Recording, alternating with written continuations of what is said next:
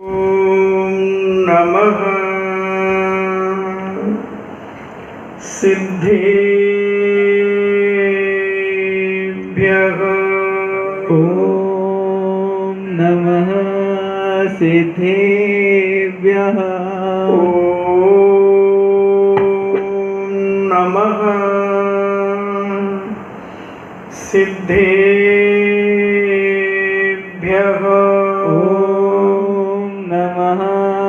सिद्धेभ्यः। ॐ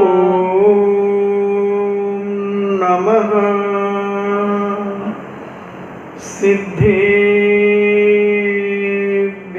ॐ नमः सिद्धेभ्यः। नमो अरिहन्ताणं। नमो अरिहन्ताणं। नमो सिद्धाणं। नमो सिद्धाणं। नमो आयर्याणं। नमो आयर्याणं। नमो उबज्झायाणं। नमो वज्रायाणं। नमो लोये सव्यसाहूणं। नमो लोये सव्यसाहूणं। पंच परमेश्वरी भगवान की जय। अहिंसामयी वीतराग विश्व धर्म की जय। देवादिदेव 1008 श्री आदिनाथ भगवान की जय। देवादिदेव 1008 चिंतामणि गौर उपसर्ग विजेता श्री पार्श्वनाथ भगवान की जय। देवादिदेव 1008 शासन नायक बाल ब्रह्मचारी भगवान महावीर स्वामी की जय। परम पूजनीय आचार्य श्रोमणि गुरुवर श्री कुंद महामुनिराज की जय। परम पूजनीय आचार्य श्रोमणि गुरुवर श्री विद्यासागर जी महामुनिराज की जय। परम पूजनीय निर्व्यापक श्रवण मुनि श्री सुधा सागर जी महाराज की जय। परम पूजनीय 3,9 करोड़ महामुनिराजों की जय।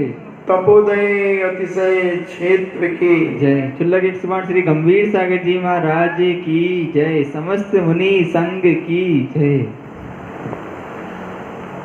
चर्चा चल रही है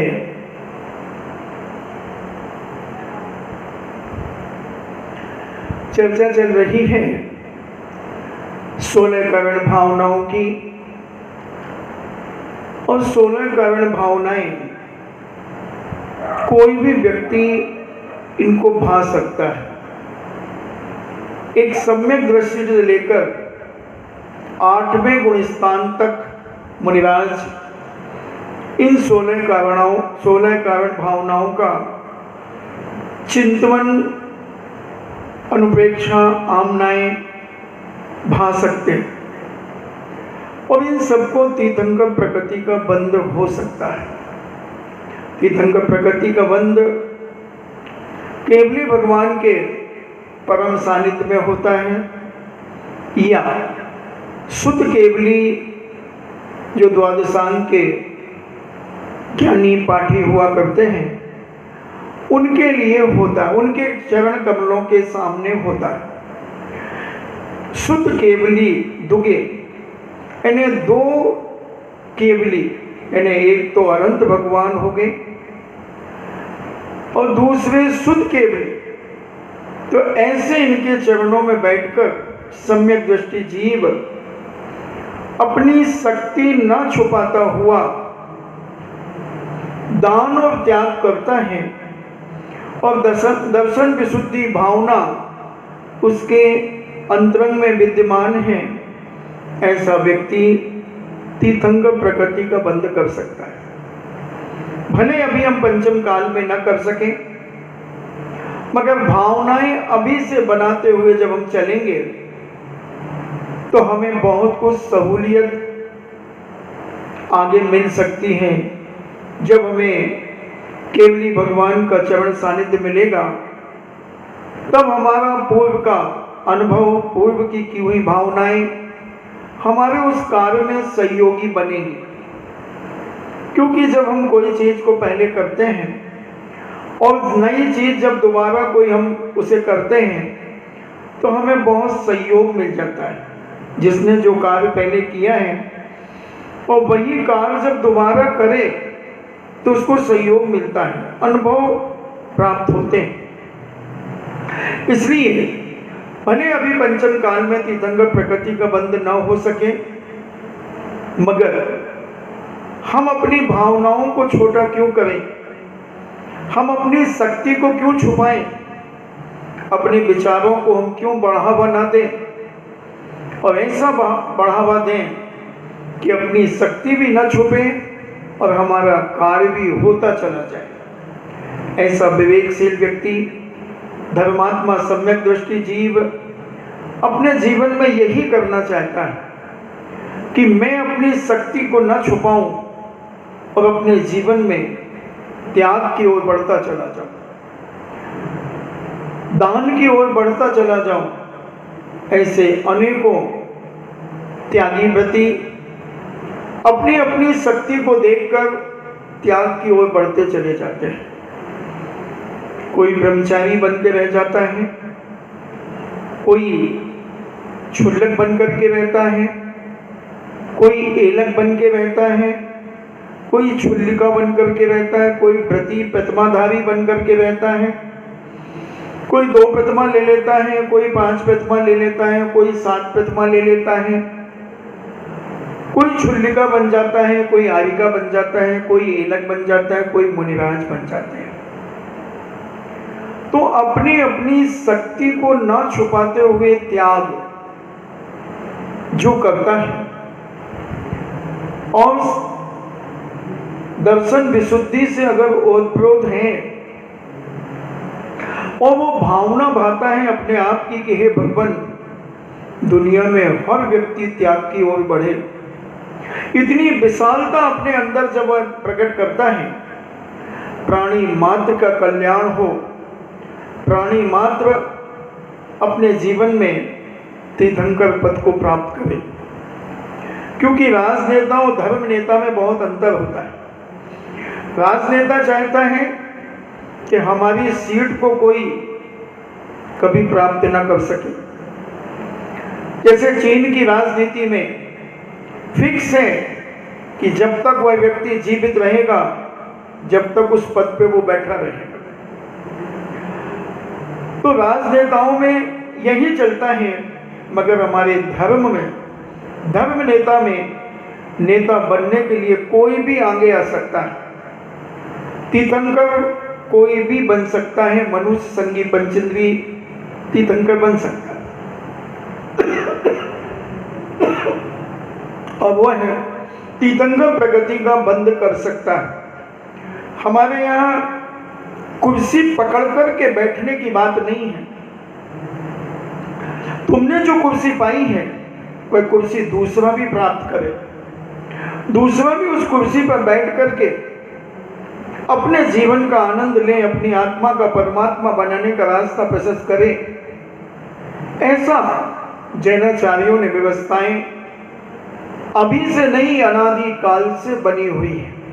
जब से सूरज चांद है, जब से पृथ्वी और आकाश है, जब से दुनिया में सुख और दुख है, जब से दुनिया में मंगल और अमंगल है, जब से दुनिया में स्वर्ग और नरक है, जब तक दुनिया में जो कुछ है तब से यह व्यवस्था बनी हुई है कि हर व्यक्ति अपने जीवन में हर पद को पा सकता है। मोक्ष मार्ग का ऐसा कोई भी पद नहीं है कि जो व्यक्ति प्राप्त न कर सके। हर व्यक्ति प्राप्त कर सकता है। तो इसीलिए पूज्य आचार्यों ने हमें उपदेशों के माध्यम से कहा कि चौथे गुण स्थान वाला सम्यक दृष्टि जीव 16 कार्य भावनाओं में से एक मुख्य रूप से सम्यक दर्शन यानी दर्शन विशुद्धि भावना और 15 में से कोई भी एक भावना इतनी विशुद्धि से भा लेता है केवली भगवान के पाद मूल में, शुद्ध केवली भगवान के पाद मूल में विशुद्धि के साथ तो वह तीर्थंकर प्रकृति का बंध कर सकता है। बस होना चाहिए सम्यक दर्शन यानी दर्शन विशुद्धि। सम्यक दर्शन विशुद्ध होना चाहिए, बड़ा निर्मल होना चाहिए, 25 दोषों से रहित होना चाहिए, सम्यक दर्शन के 8 अंगों से युक्त होना चाहिए, 3 मूर्ताओं से रहित होना चाहिए, 6 अनायतनों से रहित होना चाहिए, संकादि आदि दोषों से रहित होना चाहिए। ऐसा ये सम्यक दर्शन जिसकी आत्मा में विद्यमान हो जाता है वह जीव इन 15 भावनाओं में से कोई भी एक भावना कम से कम अपनी विशुद्धि के साथ उस भावना को जब वो भाता है तो उसे तीर्थंकर प्रकृति का बंध हो सकता है। कितना सरल तीर्थंकर बनने का पद, बहुत सरल। तीर्थंकर पद प्राप्त करने पर उनका शासन चलता है, उनका समोशरण लगता है, उनकी दिव्य ध्वनि खिलती है, अनिवार्य है। वर्ष पृथक तक दिव्य ध्वनि खिलना ही पड़ेगी, खिलना ही खिलेगी ही। वर्ष पृथक का मतलब है 3 साल से 9 साल के बीच का अंतर। इतने दिनों तक उन्हें अपनी दिव्य ध्वनि करना ही पड़ेगी, हालांकि करते नहीं, खिलती अपने आप। ये नियम है तीर्थंकर का, समोशरण लगेगा, नियम है तीर्थंकर का। सामान्य केवली बन जाए, मोक्ष चले जाए, समोशरण नहीं लगेगा, कोई जरूरी नहीं दिव्य ध्वनि खिले ना खिले। मगर तीर्थंकर का तो नियम है कम से कम इतने समय तक उपदेश होगा ही होगा, समोशरण लगेगा ही लगेगा। तो ऐसा विशिष्टताएं कुछ तीर्थंकर की होती हैं। 46 मूल गुण होते हैं। सामान्य तीर्थंकर के अलावा जो केवली बनते हैं उनके 46 मूल गुण नहीं होते, क्योंकि एक तो जन्म के 10 मूल गुण कम हो जाते हैं। तो ये 10 तो कम हो ही गए, 34 बचे, 36 बचे। और अष्टप्रतिहारवी का साइड मुझे एकदम स्मरण नहीं आ रहा है। तो ये कम मूल गुण हो ही जाते हैं, फिर भी मोक्ष हो भी जाते हैं, मोक्ष ये भी जाते हैं, ज्ञान दोनों का बराबर होता है, उनका समोशरण लगता है, इनकी गंध कुटी लग जाती है। ऐसा आचार्यों का वर्णन है। तो हम अपने जीवन में शक्ति को न छुपाते हुए त्याग की ओर बढ़ें, दान की ओर बढ़ें। और जो व्यक्ति शक्ति छुपा लेता है वो व्यक्ति अपनी जिंदगी में खुश नहीं हो पाता, वो दरिद्री सा बना रहता है। हमने देखा, बड़े बड़े अमीरों को देखा मैंने, मगर जब उनकी वेशभूषा देखी तो एक चप्पल की बत्ती लाल है, दूसरे की नीली और पीली है। कपड़े देखे तो ऐसे कि उन्हें कुत्ता न खाए। और इतने अमीर 3-3, 400 बीघा जमीन के मालिक, 400 ट्रैक्टर फाइनेंस कराने वाला मालिक, और हजारों बोरियां धनिया की, जीरे की, आदि आदि, ऐसे हजारों की तादाद में ऐसे व्यक्तियों को भी देखा मैंने, ऐसे कंजूसों को देखा कि जब उनकी श्रीमती बीमार हो गई तो डॉक्टर ने जैसे तैसे तो डॉक्टर के पास ले गया। डॉक्टर ने कहा कि 80,000 रुपये लगेंगे इनके इलाज में, या 32,000, ऐसे कुछ बात है। तो वो व्यक्ति और कोई संतानें नहीं थी उनके पास जिनका ये वैभव में गिना रहा हूं, सत्य घटना है। और डॉक्टर के पास जब ये उन्हें खर्च का पता चला, 80 या 32,000 जो भी हो, तो वो अपनी पत्नी को वापस ले आए। बोले 6 महीने में मर जाएगी, क्यों इलाज करो। किसके लिए छोड़ करके जाएगा ये मैं पूछना चाहता हूं, किसके लिए छोड़ेगा। कोई सगा संबंधी कोई नहीं, छोटे भाई के बेटे जरूर थे, उनके खुद के बेटे नहीं। इसी राजस्थान की घटना है। मैंने जब ये सुना तो मन में विचार किया कि हे भगवान, ऐसे भी व्यक्ति दुनिया में हैं। 300-400 बीघा जमीन, 400 ट्रैक्टर फाइनेंस कराए बैंक से लोगों को, हजारों बोरियां गोदामों में, बड़ी बड़ी गोदामें, इतनी बड़ी बड़ी गोदामें, और कोई लिखा पढ़ी नहीं, सारा दिमाग में रखता वो डोकरा, कोई लिखा पढ़ी नहीं। गजब हो गया। मगर महाराज तो तेल में से, रेत में से भी तेल निकाल लेते हैं। और जब वो हमारे संपर्क में आया, पूज्य मुनि श्री के पास आया, जब मुनि श्री से वार्तालाप की, महाराज ने क्या उपदेश दिया उसे, और उस उपदेश सुनकर के उसके अंदर वो उपदेश प्रवेश कर गया। फिर एक मंदिर बनाया ज्ञानोदय तीर्थ क्षेत्र, सांगानेर में कुछ किया, कुंडलपुर के बड़े बाबा कहाँ किया, और उसने अपने नगर में भी जिनालय और बड़ी विशाल धर्मशाला, संतशाला बनाई। फिर भी कहता था क्या है, ये तो नाखून का मैल है। 4-5 खोके निकालने के बाद नाखून का मैल, और उसके भतीजे कोई सेवा नहीं करते थे। पत्नी मर गई, 6 महीने में मर गई, उसकी वाणी बिल्कुल सत्य निकली। वो कहता 80,000 रुपये क्यों खर्च करूं, 6 महीने में मर जाएगी, और मर भी गई बेचारी 6 महीने। 7 बार तो डाका पड़ा उसके पास, फिर भी वो डाकू के डाकू रह गए, और ये सेठ का सेठ बना रहा।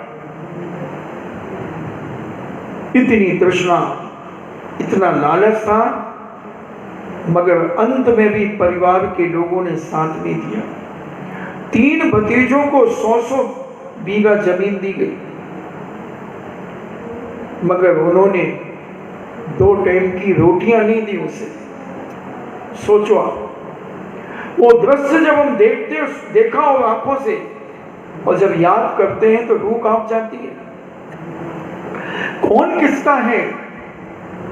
कई बार तो मार कर पैसे ले गए वो भतीजे, 10-10, 20-20 लाख रुपए ले जाते थे, उसको बांध करके कमरे में डाल देते थे बुजुर्ग को, और उसका पैसा कैसे थैलों में पड़ा रहता था, कहीं मचान पे पड़ा है, और मकान ऐसा था कि बकरी भी ना बांधे कोई वहां पर।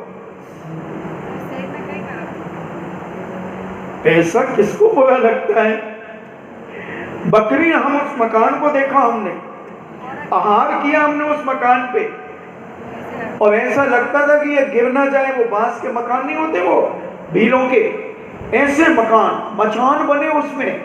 और लोग बताते कि महाराज कई थैले पड़े होंगे नोटों के, कहीं इधर पड़ा होगा, कहीं वहां पड़ा होगा। जब हम राजस्थान में हमने प्रवेश किया था, तब की स्थान का नाम नहीं बताऊंगा, और मकान देखा, बिल्कुल झूम झम बरांडा, जैसे अजैनों के होते हैं, मिट्टी का बरांडा, बकरियों की लेड़ी पड़ी रहती है, ऐसे मकान, और इतना संपन्न। मगर अंत समय थोड़ा सा चेत गया थोड़ा सा नाखून का मैल निकाल करके दान कर गया, दान कर गया। और अंत पैर जाम हो गए थे, चलते नहीं बनता था, मगर उसके जो दोस्त थे बचपन के, उनके बेटे उसकी सेवा करते थे। 10 आदमी उसके घर में सोते थे, उसके साथ में, उसके गांव के। परिवार का कोई नहीं, परिवार तो उस गांव से आगे शहरों में रहता था, 10-15 किलोमीटर दूर। जो भतीजे वगैरह थे, वो गांव में अकेला जैन का मकान एक, और डंके की चोट पे डोकरा रहता था, डोकरी तो मर गई थी। पैर जाम हो गए, लोग उठा करके लाते थे दर्शन कराने।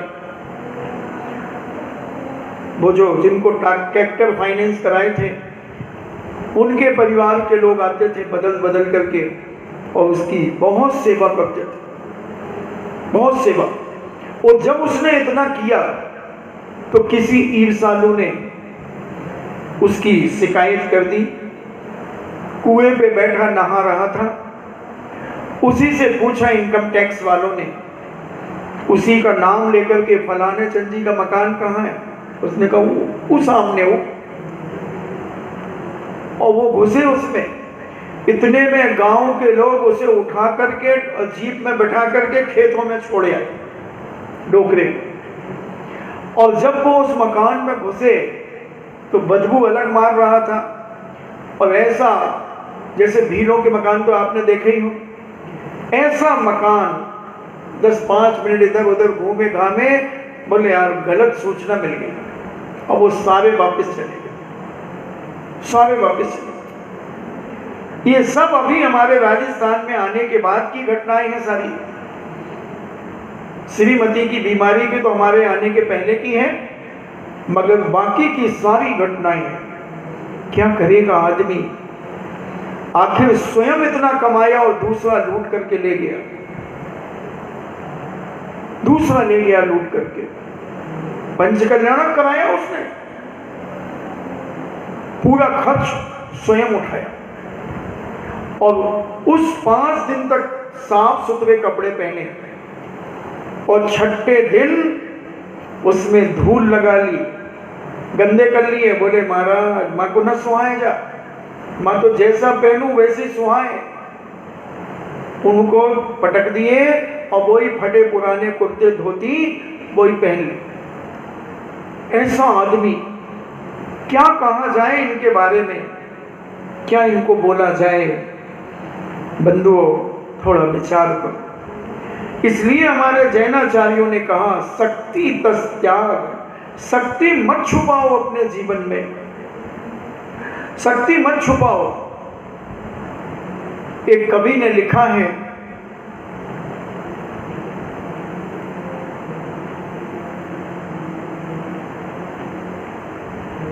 बितर बारिद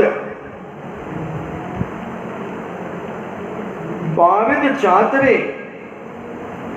बितर बारिद बारिद चातरे, चिर पिपासित चातक पीत के पोत के, पिछलते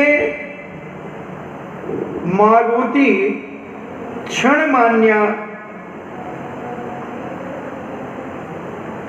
क्वा भावान क्वा पया क्वा चाचातिका।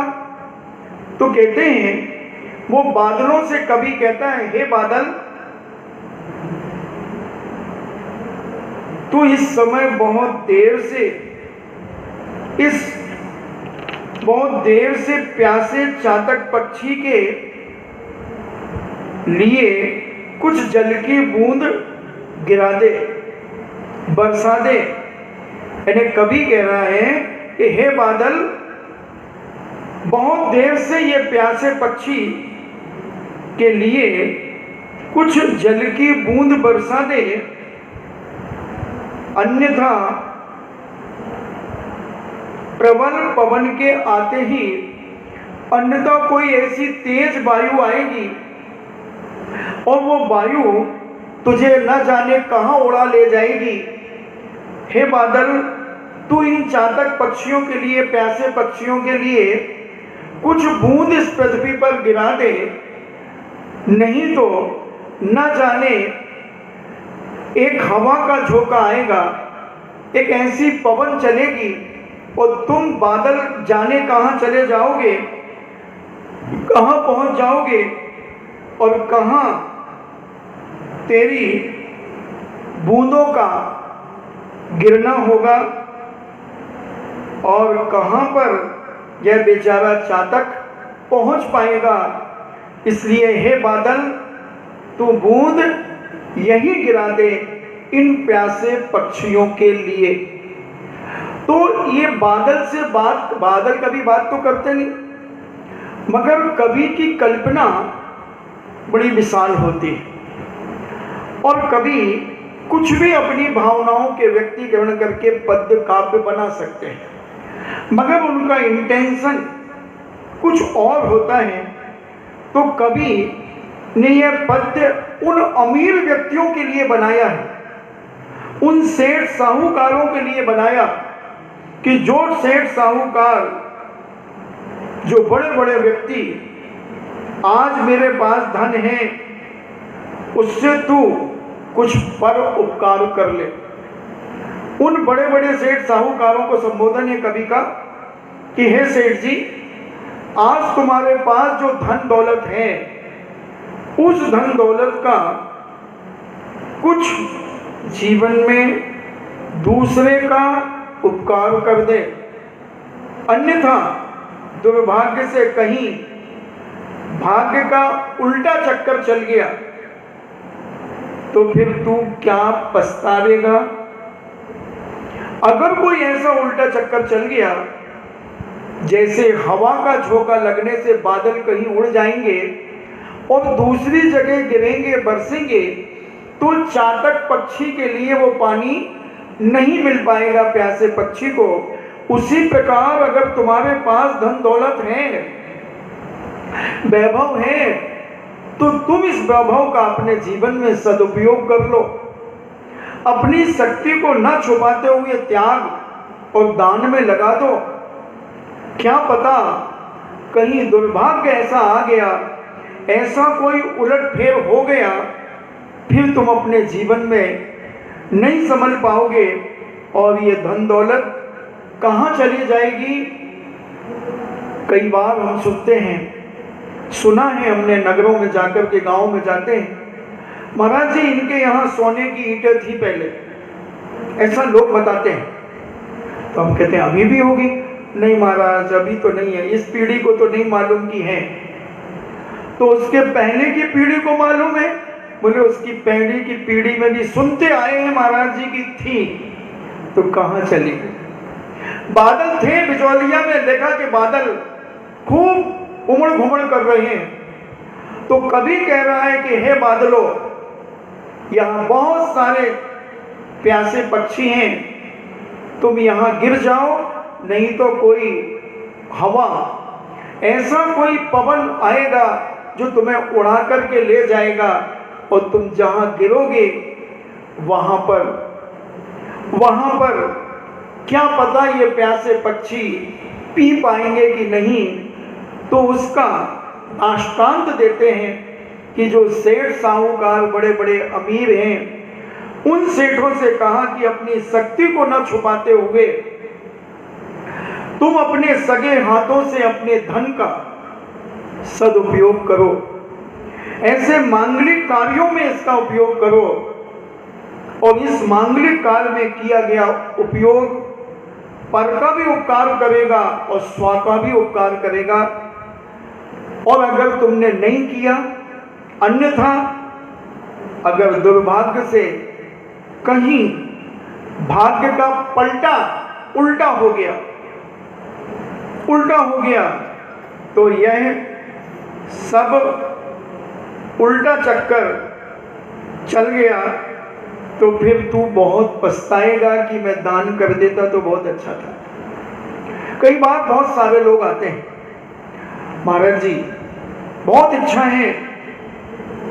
है दान करने की, तो भैया करो ना। अब पूछते हैं, अभी हम घर में और सलाई कर लें, फिर पूछते हैं। 8 दिन बाद आते हैं, भैया वो काम तो पूरा हो गया है। पूरे हो गए? हाँ। सारे मंदिर पूरे हो गए? हाँ भैया पूरे हो गए। अरे महाराज जी हम तो लेट हो गए। अब लेट क्यों हो गए? हम लेट हो गए? नहीं नहीं महाराज जी आप कैसे लेट हो गए? हम लेट हो गए, हम विचार करने में लग गए। हमने कहा जो सोच फिक्र में पड़ता है वो अपनी ताकत खोता है, चेष्टाएं थक थक कर रह जाती हैं, जो होना है सो होता है। तुम्हारे पुण्य में नहीं था बंधुओं वो मंदिर कि तुम्हारी कमाई जो तुमने की है वो कमाई सत्कार्यों में लग जाए, नहीं था। अगर होता तो तुम पहले ही बना लेते, पहले घोषणा कर देते। तो ऐसा जीवन में शक्ति हो तो कभी पीछे मत हटना, और शक्ति ना हो तो हाथ जोड़ करके जय जिनेंद्र कर लेना। भावना कम मत करना, कहना मेरी भावना है मगर अभी नहीं, मगर ऐसा ना हो अभी नहीं तो कभी नहीं, ऐसा ना हो आज नहीं, इस महीने नहीं, अगले महीने। ऐसा परिणाम अपने जीवन में बना करके रखें।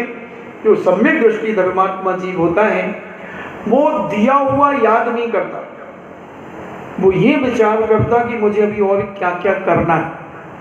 जो मैंने किया है उसको वो कभी याद नहीं करता, वो तो कहता वो हो गया। अब और मुझे क्या करना है, और मुझे क्या करना है ये याद करता है, इस पर विचार करता है। एक और बहुत अच्छा एक उदाहरण मैं आपके सामने परोस रहा हूं। एक मधुमक्खी राजा भोज के पास निकट में बैठी थी। मधुमक्खियां होती ना, तो राजा भोज के पास बैठी थी। वह बार बार अपने हाथ पैरों से अपने सिर को साफ कर रही थी। आपने देखा होगा ये छोटी मक्खियां भी होती हैं तो आगे के दोनों पैर बड़ी स्पीड में चलाती, फिर पीछे के पैर चलाती, मगर मधुमक्खी थी वो अपने हाथ पैरों से सिर को धुन रही थी, बड़ी स्पीड में सिर को धुन रही थी, इन्हें सिर को साफ कर रही थी। राजा भोज ने अपने मंत्री से पूछा कि मंत्री जी यह मक्खी बार बार क्या कर रही है, ऐसा क्या करती है? तब मंत्री ने अपनी मानसिकता से, अपनी कल्पना से उत्तर दिया कि हे राजन, यह मक्खी अपने सिर को बार बार धुनते हुए यह कह रही है, बार बार अपने सिर को मारते हुए कह रही है, देयम भोज धनम धनम शुक्रति भिनौ संचितव्यम कदा श्रीकंठस्य कर्णस्य बलेयस्य विक्रम पतेरदापि कीर्ति स्थिता अस्माकं मधुदान भोग रहितं नष्टं चिरात संचितम् निर्वाणदपि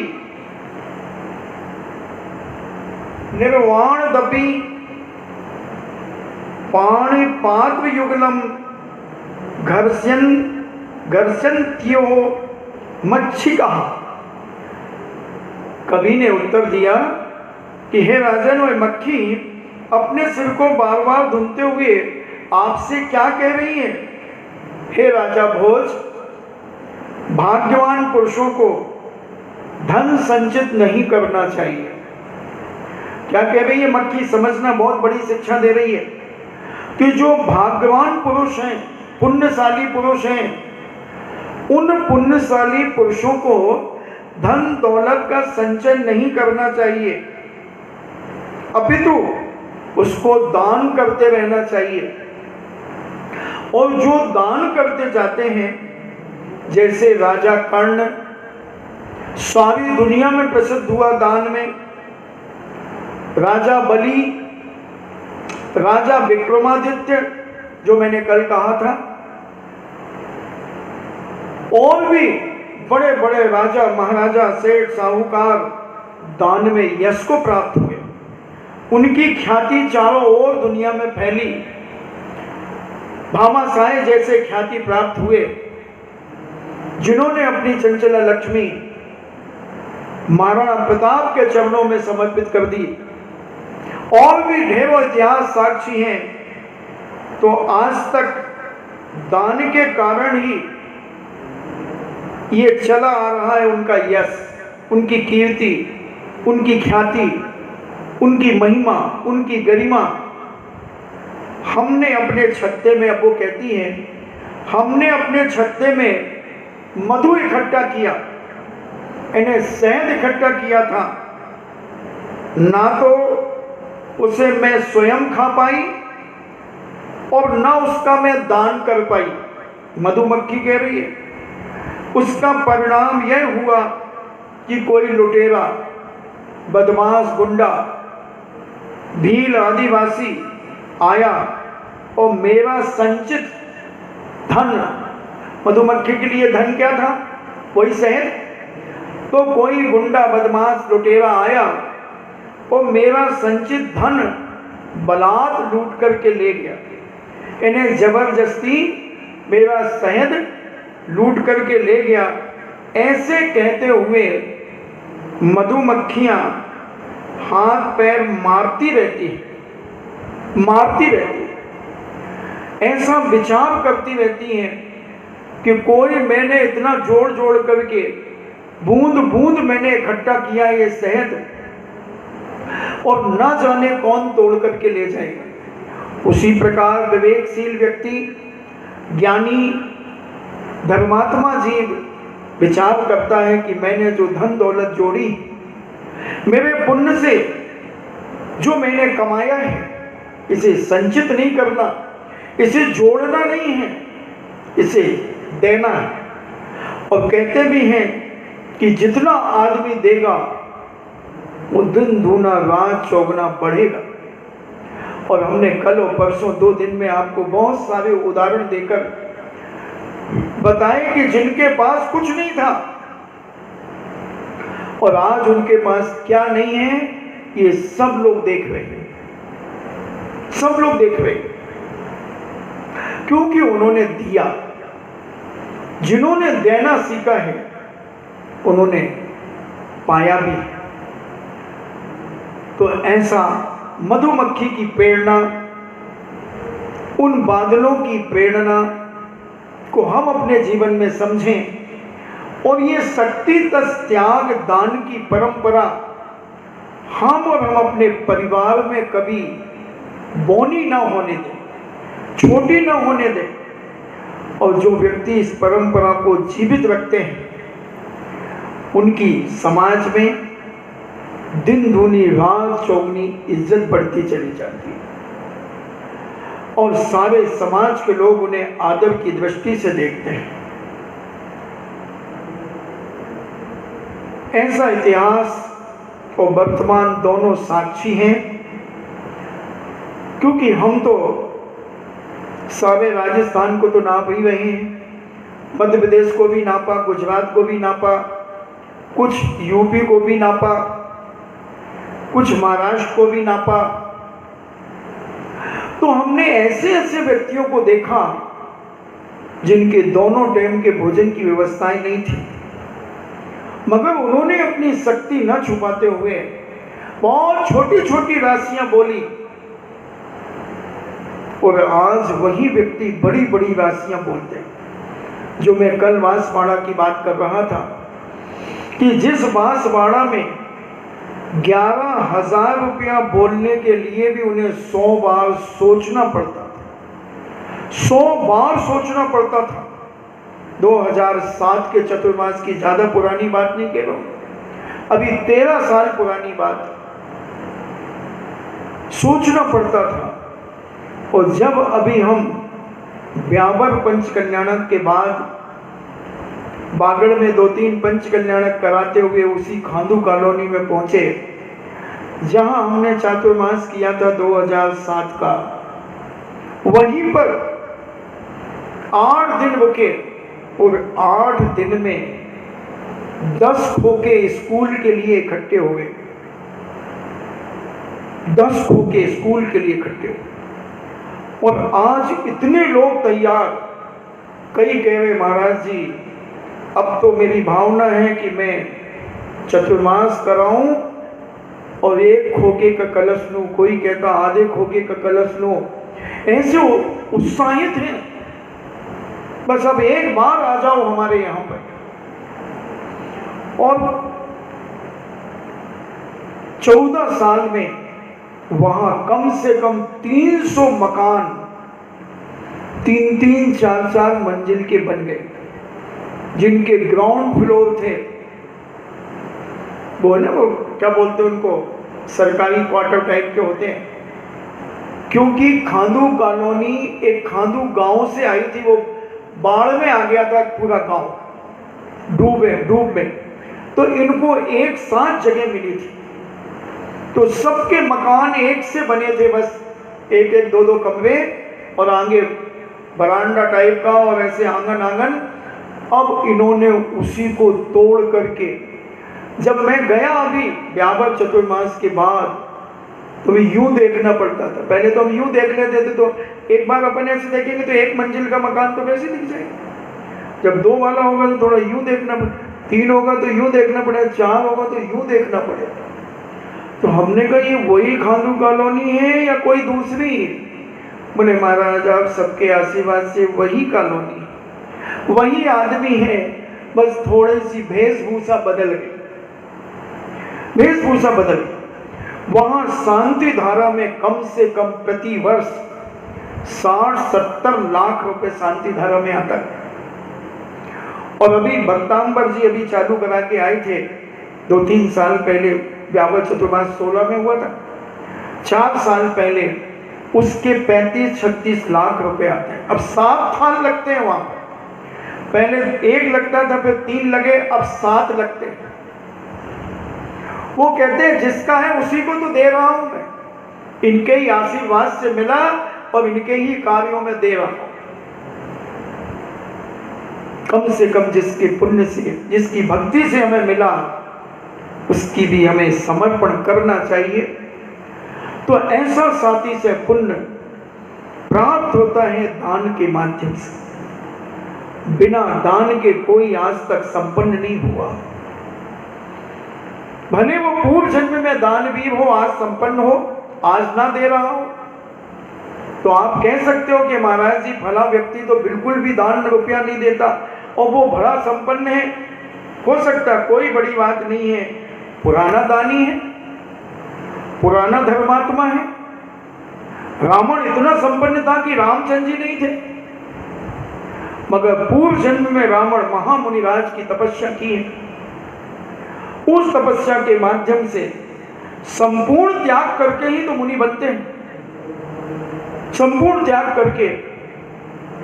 और उसने जिस पद से मोक्ष की प्राप्ति होती है, उससे रावण ने संसार मांग लिया, मिल गया, 3 खंड का आधिपत्य प्राप्त हो गया, सोने की लंका मिल गई। मगर धर्म से मांगना मत, निदान बंद मत करना, तुम्हें अपने आप मिलेगा। मांगने की और मिलने की इच्छा छोड़ दो, तुम तो अपनी शक्तियों को प्रकट करो, अपनी भावनाओं को प्रकट करो और अपनी शक्ति न छुपाते हुए मैदान में, महायज्ञ में, अनुष्ठान में समर्पण कर दो अपने आप को। फिर देखना इस समर्पण का फल क्या होगा, तुम खुद आकर के मुझे बताओ। बताते हैं लोग, अभी तो लॉकडाउन चल रहा है इसलिए आ नहीं पा रहे, तड़प रहे हैं लोग, फड़फड़ा रहे हैं कि आप आने तो दो। अभी ललितपुर से 7-8 बच्चे आए, बहुत निवेदन किया उन्होंने कि मुझे 2 घंटे के लिए अंदर आने दो। नहीं, 2 घंटे में आकर के चले गए। सुबह 5:30 आए और शांति धारा देखकर 8 बजे के पहले ही निकल गए। वो जानते हैं कि सब धर्म की महिमा है, तो हम धर्म के लिए ही क्यों ना करें। ऐसा प्रभाव उस मधुमक्खी का स्वभाव को समझ करके हम अपने स्वभाव को बदलने का प्रयास करें। उन बादलों के बारे में विचार करें कि इन बादलों ने अगर यहाँ नहीं बरसे और हवा उड़ा करके ले गई, तो फिर वो बेचारे चेतक पक्षी, प्यासे पक्षी प्यासे ही रह जाएंगे। इसलिए बादलों ने रहम किया, तो बादल बरस गए। उन्होंने पिया पानी जी भर के। मधुमक्खी भी शिक्षा देती है कि हमने अगर अपने जीवन में वह शहद का संग्रह नहीं किया होता, एक एक बूंद भी हम टपकाते रहते, तो न जाने कितने लोगों का मुख हम मीठा कर देते। क्योंकि शहद टपकता और कोई मुंह लगा लेता है, एक दो देखते कि शहद टपक रहा, तो आदमी पात्र लेकर के भी आ जाता। तो उस गरीब को भी कम से कम मेरी मिठास का फल मिल जाता। ना मैं दान कर पाई, ना खा पाई, और आखिर लुटेरे चोर बदमाश उसे ले गए। तो हम उसके सिर धुनने की दशा को देखकर ये कल्पना करते हैं, कवियों के द्वारा ये भावनाएं व्यक्त की गई हैं। तो कहीं ऐसा हमारे जीवन में घट ना जाए कि हम सोचते रहें और कोई ऐसा स्थिति बन जाए कि हमारे पास का धन कहीं और चला जाए। इसलिए हम अपने सगे हाथों से उसका सदुपयोग करें, उसका दान पुण्य करके अपने जीवन को महत्वपूर्ण बनाएं, और दानवीर बना करके अपने आने वाली पीढ़ी को भी संस्कारित करें कि बेटा हमने जो किया है तुम उसमें 4 चांद और लगाना। आज मूलचंद सोनी चले गए, मगर नसिया बना करके गए। 1825 में शिलान्यास किया, 1851 में उसका पंच कल्याणक हुआ, और कितना लवाजमा तैयार करके गए।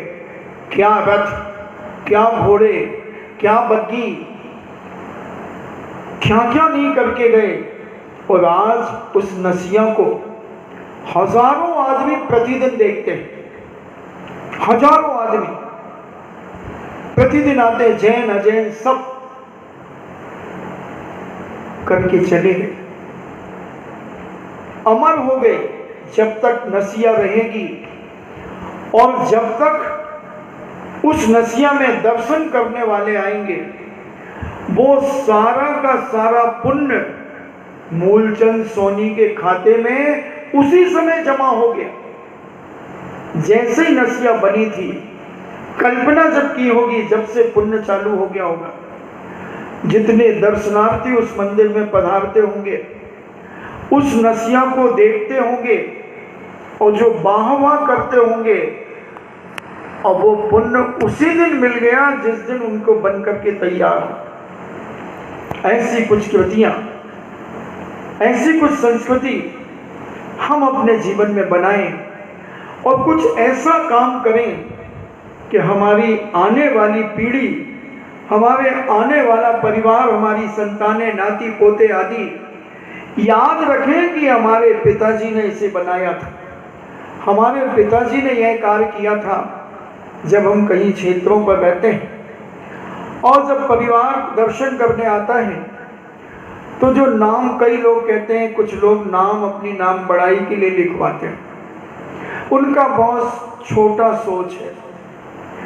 उनका उद्देश्य ये भी तो हो सकता है कि मेरा परिवार जब इस जगह पर आएगा और जब अपने बाप दादाओं का नाम पढ़ेगा, तो उसे लगेगा कि अच्छा, मेरे दादाजी ने यहाँ पर यह काम कराया, तो मुझे भी कराना चाहिए, मुझे भी दान देना चाहिए। क्योंकि मेरे घर में दान की परंपरा चलती चले, इसलिए नाम लिखाए जाते थे। खुजराहो के अंदर एक प्रशस्ति लिखी हुई है कि जो इस मंदिर का जीर्णोद्धार करेगा और इस मंदिर के जो दर्शन करेगा, उसका मैं, वो सेठ कह रहा है जिसने खुजराहो में मंदिर बनाया, उसका मैं दासोनु दास रहूंगा, यानी उसके नौकरों का भी नौकर मैं रहूंगा, जो इस मंदिर का जीर्णोद्धार कराएगा, इस मंदिर के जो दर्शन कराएगा। उनके परिवार के लोग देख करके दंग रह गए और कहते हैं इस मंदिर को हमारे दादाजी लोगों ने बनाया, हमारे परिवार के लोगों ने बनाया, तो हमें भी कुछ करना चाहिए। ऐसे बहुत सारे बेटे नाती पोते अपने बाप दादाओं की उस वसीयत को सत्कार्यों में लगाते हैं। दादाजी इतना छोड़ गए तो हम दादाजी का क्यों न लगाएं, और उसको पढ़ करके अगर वो शिलापट्ट नहीं लिखा होता तो दर्शन करके चले जाते, पता ही नहीं चलता कि हमारे दादाजी ने क्या कराया। तो ऐसे दानवीर लोग, साहू शांति प्रसाद जी खूब दान किया। अशोक पाटनी सारे भारत में जहां जरूरत है वहां, किशनगढ़ में सबसे कम दान करते हैं, सबसे कम, कुछ नहीं करते, बाकी दुनिया में सबसे ज्यादा करते।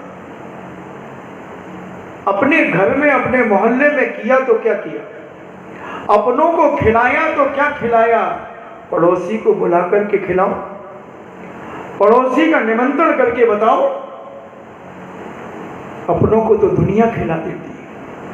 उसी प्रकार जहां पर आवश्यकता है वहां पर हम देकर अपने धन को चार चांद लगाते हैं, और आने वाली पीढ़ी तुम्हारे नाम को स्वर्ण अक्षरों से लिखती है कि हमारे दादाजी ने अभी अजमेर के एक व्यक्ति ने बताया, बच्चों ने, कि हमारे दादाजी कहते थे दान इकट्ठी पार्टी कर लो, तो पूरी समाज से इकट्ठी कर लो और टोटल बता देना, उतना टोटल हमसे और ले ले। कैसे दानवीर थे, पूरे समाज से इकट्ठी कर लो जो जितना दे, और हमारे पास लाइन खींच के आना और नीचे की संख्या बता देना कि इतनी है, तो हमसे उतने ले जाना। बहुत सारे सेठ लोग ऐसे थे। तो बंधुओं, हम अपने जीवन में पुण्य के उदय से हमें जो मिला है उसको पुण्य में और लगाएं। इसी को कहते हैं शक्ति तस त्याग भावना, 16 कारण भावना। शक्ति तस त्याग, शक्ति से ज्यादा करना मत और शक्ति से कम करना मत।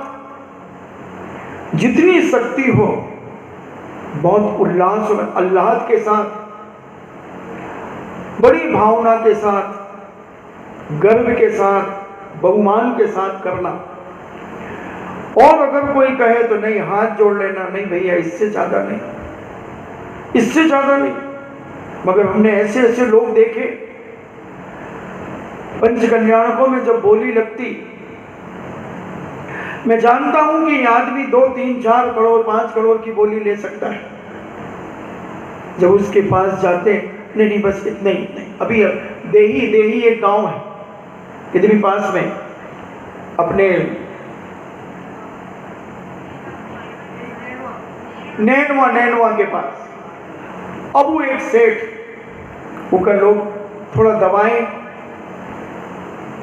21 लाख से बोली शुरू हुई, उसको दबाया, नहीं बिल्कुल नहीं। अरे सेठ की कैसी बात करते, 25 कर लो, 25। फिर किसी ने 31 बोल दिया, फिर उनके पास आ गए, फिर वो कहता नहीं, अच्छा 35 कर। और ऐसे करते करते 108 लाख रुपए में बोली। अभी ललितपुर में 531 लाख की बोली गई। सागर में 551 लाख की बोली गई सौदागरी की। तो आदमी की क्षमता है, मगर वो सोचता थोड़ा सपोर्ट करें लोग, नहीं इससे तुम्हारा पुण्य क्षीण होता है। तुम तो बांध बांध के जाओ कि मुझे इतना करना है, अब चाहे कोई भी कहे मुझे नहीं बढ़ना, मेरी शक्ति नहीं, मैं क्यों डीए कटवाऊं। एक 1984 में एक महावीर प्रसाद जी माचिस वाले दिल्ली से आते थे, अभी भी हैं। तो वो आचार्य श्री के पास 1984 की बात है, पिसनारी की मड़िया में चातुर्मास हो रहा था पूजा आचार्य श्री का। तो मुझसे परिचित हो गए, बोले बेटा 1 लाख रुपए तक अपन को आज बोली बोलना है। हमने कहा क्यों? बोले मैं घर से सोच के आया हूं कि 1 लाख रुपए दान करूंगा पूज्य आचार्य श्री के चरणों। तो किसी चीज की बोली लग रही थी, वो 1 लाख तक आ गए। हमने उनके तरफ देखा, बस मेरे हाथ जोड़ लिए। उसी सभा में बैठे बैठे इतने में 1:11 की आ गई। हमने उनको फिर देखा, 1:21 की चली गई। हमने उनको देखा, कमेटी के लोग आ गए, बोले भाई साहब बढ़ाओ बढ़ाओ। बोले नहीं, बस इतना ही सोच के आया था। शक्ति त्याग। और कार्यक्रम समाप्त हुआ। मुझसे कहते हैं ऑफिस चलो। मैंने क्यों? बोले राशि जमा करना। मैंने किस चीज की? बोले 1 लाख रुपए सोच के आया था कि दान करना है। अब बोली 1:21 की हो गई, कोई बात नहीं। तो हमने कहा फिर क्यों दे रहे हो? देखना भावना। मैंने क्यों दे रहे हो? बोले इसलिए दे रहा हूं कि मैं सोच के आया था, अब ये निर्माण हो गई। क्योंकि मैं तो घर से सोच के आया था कि 1 लाख रुपए मुझे दान करना है। अब बोली नहीं मिली, बोली मिलती तो क्या होता? एक माला पहना देते, एक टोपी लगा देते, एक शॉल डाल देते, और ज्यादा होता तो एक फोटो खींच लेते। इससे ज्यादा क्या होता? तो मैं भी कर लूंगा, क्या फर्क पड़ेगा। बड़े मजाकिया थे, मस्त मौला थे। तो फिर मैंने कमेटी के अध्यक्ष को कहा, हमने भाई साहब इनकी बोली तो नहीं ली इनने, मगर मुझे 1 लाख रुपए देना चाह रहे हैं आपके क्षेत्र को। बोले अच्छा अच्छा। अरे भाई साहब आओ आओ आओ। और उनको माला टोपी और शॉल सब उड़ा दिए। तो हमने कहा लो साहब आपको तो ये ऐसे ही मिल गए। बोले मैं तो मजाक कर रहा था, मैं तो सोच के जहां भी जाता हूं तो जो सोच लेता हूं वो तो दे के आता हूं। अगर बोली कम में भी टूट जाती तो मैं देता तो 1 लाख रुपया ही देता। बहुत बड़े व्यापारी हो गए। तो ऐसा दान जब आदमी अल्लाह के साथ देता है और अपनी शक्ति को नहीं छुपाता और शक्ति से ज्यादा नहीं करता, क्योंकि नीति है बीड़ा के तार को इतना ढीला मत छोड़ो कि वो तरंग ही ना दे, और बीड़ा के तार को इतना टाइट नहीं करो कि वो टूट जाए। तो ऐसा हम अपने जीवन में अपनी शक्ति को न छुपाते हुए हम जो कार्य करते हैं वो हमारी भावना शक्ति त्याग के अंतर्गत आती है, चाहे दान हो और चाहे त्याग हो। ब्रह्मचारी से लेकर के मुनि तक और मुनि से लेकर के त्यागी तक अपनी शक्ति न छुपाते हुए त्याग करना चाहिए। और ऐसा त्यागी व्यक्ति कभी घबराता नहीं, कभी उसके मन में राग देश कसाएं उत्पन्न नहीं होती, कभी उसके अंदर अहंकार नहीं आता, कभी उसे मान कसाई नहीं आती। वो सब अपनी शक्ति अनुसार कर रहा है, कोई घबराहट नहीं होती। इसलिए कोई भी कार्य करो अपनी शक्ति अनुसार करो। शक्ति बढ़ाने का प्रयास करो। नीति है जितना चद्दर उतना पैर पसारना। तो मैं कहता हूं कि जितना चद्दर उतना पैर तो पसारना, नहीं तो मच्छर काटेंगे। ज्यादा निकालोगे तो मच्छर काटेंगे, मक्खियां काटेंगी। अभी मक्खियां मच्छर बहुत हो रहे हैं। तो भी कोशिश करना चद्दर बढ़ाने की। समझ रहे हो ना? पैर को सिकोड़ना मत, चद्दर बढ़ाओ। चद्दर बढ़ेगा तो पैर अपने आप खुलेंगे। इसलिए धीरे धीरे चद्दर बढ़ाने का प्रयास करो। और जब चद्दर बढ़ेगी तो पैर पसरेगा, और पैर पसरेगा तो हमारे मन की सब अंतरंग भावनाएं पूरी होती चली जाएंगी। आपका समय हुआ तो हम समझें अपने जीवन में शक्ति त्याग, शक्ति त्याग। अपनी शक्ति को न छुपाएं, शक्ति से ज्यादा ना करें और शक्ति से कम ना करें। ऐसे, क्योंकि बीतने वाली घड़ी को कौन लौटा पाएगा, इस धरा पर इस धरा का सब धरा रह जाएगा। जिंदगी भर का कमाया साथ में क्या जाएगा, यह सो सर खो दिया तो अंत में पछताएगा। अब क्या पता, ये आज ही मैंने किसी ने बताया, ये सेवा का चतुर्मास हो रहा है। सेवा ऐसा कुछ, सेवा शब्द पढ़ा मैंने, सेवा का चतुर्मास। तो सेवा का चतुर्मास है और सेवा से मिलता है मेवा। कोई मामूली मत समझना, एक चतुर्मास भी अद्वितीय होगा, अद्वितीय होगा। ऐसे ऐसे कार्य होंगे, भले 10 लोगों के बीच में होंगे। कितने पुण्यशाली जीव होंगे वो 10 लोग, 10 का मतलब जितने भी, तो वो कितने पुण्यशाली होंगे, कितनों 100 से पुण्य कमाया होगा उन्होंने। क्योंकि भीड़ भाड़ में तो अपन कुछ नहीं कर पाते, धक्का मुक्की में, इधर उधर से मिलने जुलने में, शादी ब्याह की चर्चाओं में, भीड़ भाड़ में उलझ जाते हैं। देखना भाई, हमारी एक बिटिया भी है, हमारी छोरा भी है, हैं? हाँ भाई, क्यों हो तो गए तुम्हारे? नहीं, और है ना, अभी तो हम तो सामूहिक रहते ना। अच्छा अच्छा अच्छा, हाँ बताओ, मैं बताऊं। तो ये चर्चा के अलावा क्या होता है भीड़ भाड़ में, बताओ? ना कोई कार्यक्रम देख पाता है, ना कुछ, इसी जुगाड़ में तिकड़म में लगे रहते। और वो आई, वो सिंगोली से आई, वो पावर हाउस कहाँ है, रावत भाटा से आए, कहीं इधर से आए, कहीं उधर से, रामगढ़ मंडी वाले आए। हाँ, उनकी भी तो है, उनका लड़का तो है उनका। अच्छा, अब अपन यूं उठ के देख रही हूँ और इधर प्रवचन चल रहा। तो ये सब इस बार करने नहीं मिलेगा। इस बार अंतरंग का धर्म होगा, अंदर से आनंद की हिलोरें उठेंगी। और ऐसा साथी से पुण्य बहुत विरले लोगों को मिलता है, अपन को मिला है। अपन इसका सदुपयोग करें इन्हीं मंगल भावना के साथ। जिनवाणी स्तुति। जिनवाणी के ज्ञान से सूझे लोकालोक, सो बाणी मस्तके धरो सदा देत हूँ धोख। हे जिनवाणी भारती तो हे जपो दिन रैन, जो तेरो शरणागहे सो पावे सुख चैन।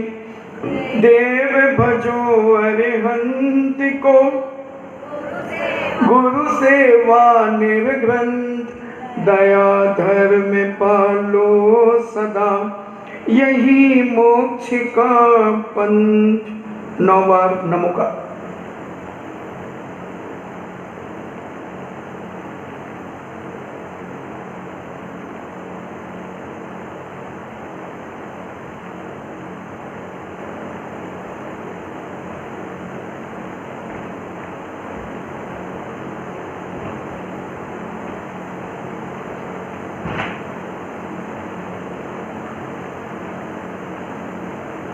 परम पूजनी द्वादशांग जिनवाणी माता की। सुत देवता, सुत देवता, सुत देवता, जैनम जेतु शासनम, जैनम जेतु शासनम, जैनम जैतो शासनम